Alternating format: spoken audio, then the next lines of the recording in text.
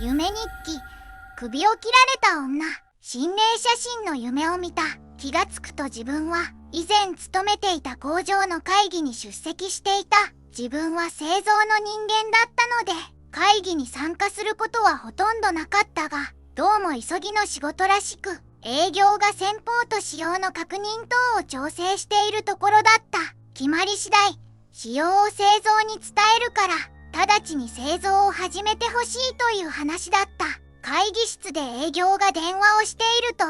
契約が決まったらしく、営業から簡単な説明と仕様が書いてあるペラ紙2枚をもらって、自分は製造の現場に戻っていった。本来なら設計とか事務を通してから図面とか予算とかがまとまった仕様書が製造に回ってくるのだが、営業からもらった紙は納期と間に合わせの図面ぐらいしかなくて、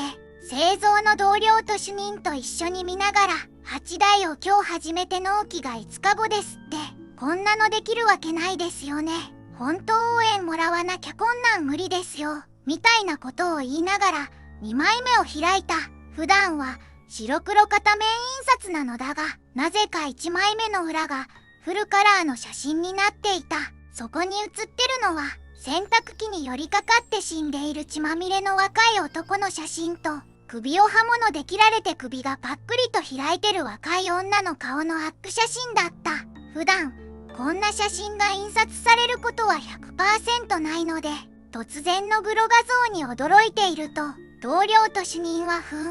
今回もひどいね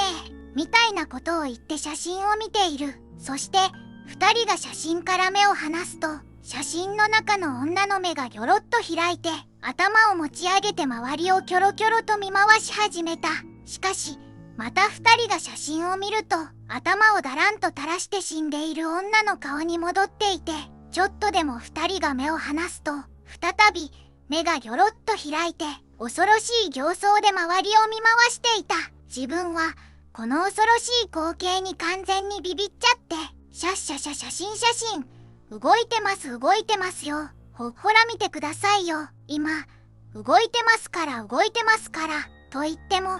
2人が見ると元の写真に戻るので、完全に自分の方がおかしなことを言ってる感じになってしまっていた。自分はこれ完全にドリフのコント状態だと思いながら、その女の恨み以外の感情がないその形相が本当に怖くて無理だったので、いやこれは無理です、危険です、危険、自分はやりません、これは無理ですと言い、頭がパニックのまま逃げるように部屋を出たところで記憶が途切れました。また見てね。チャンネル登録お願いします。